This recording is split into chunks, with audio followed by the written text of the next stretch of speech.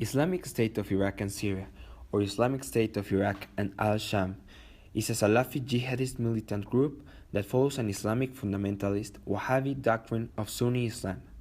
The group is also known as Daesh. The group has referred to itself as the Islamic State, or IS, since it proclaimed a worldwide caliphate in June 2014, and named Abu Bakr al-Baghdadi as its caliphate. In 2011, Baghdadi created a Syrian subsidiary, Jabhat al-Nusra, under GN, under Abu Muhammad al-Jolani, in order to gain a toehold in the war. In 2013, with GN showing unwelcome signs of independence, he announced the reabsorption into the expanded Islamic State of Iraq and al-Sham, with connotations of earlier caliphates.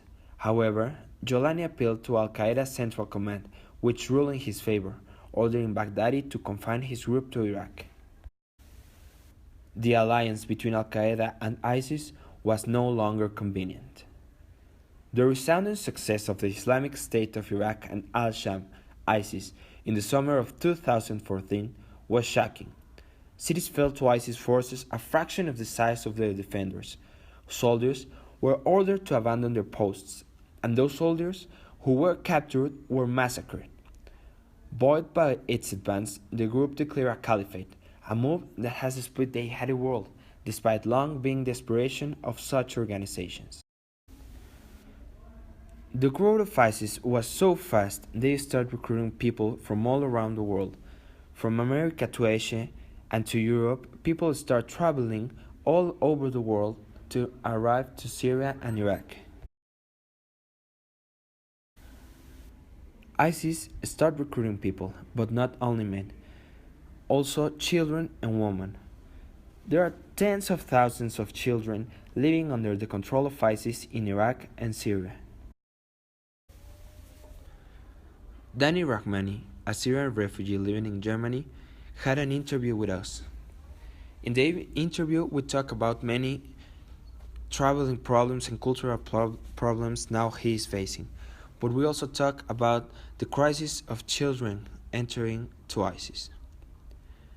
ISIS take these children to camps where they are forced to work and also to learn new abilities, such as physical work, but also job with weapons and physical attacks. But it is also a religious camp. You must listen and obey even if you don't want to. You must always repeat, "I'm listening and obeying." That's what ISIS children are taught.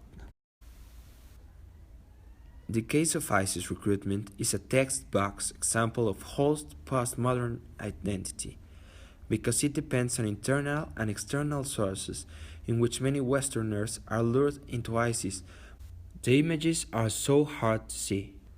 It's hard to imagine how anyone could join the groups responsible.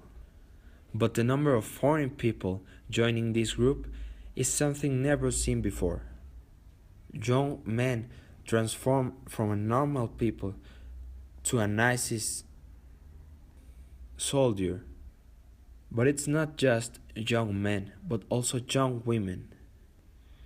Just last year, 3 London girls were missing, and it was think that they were on their way to join ISIS. Identity is built on boundaries, and with the homogenization of societies, these boundaries are blurred and undefined, leading to a confusion of who is included and who is excluded. Media has become one of the most fundamental parts of ISIS recruitment. Through platforms like Facebook, Instagram, and Twitter, they can contact any person in the world. Obviously, youth are the ones that must use these platforms. But investigations show that reality is different from propaganda. One of the reasons ISIS attracts many Westerners is because it provides them with a socially distinguishable identity, which they are proud of, and fights cultural homogenization that has become commonplace in many Western countries.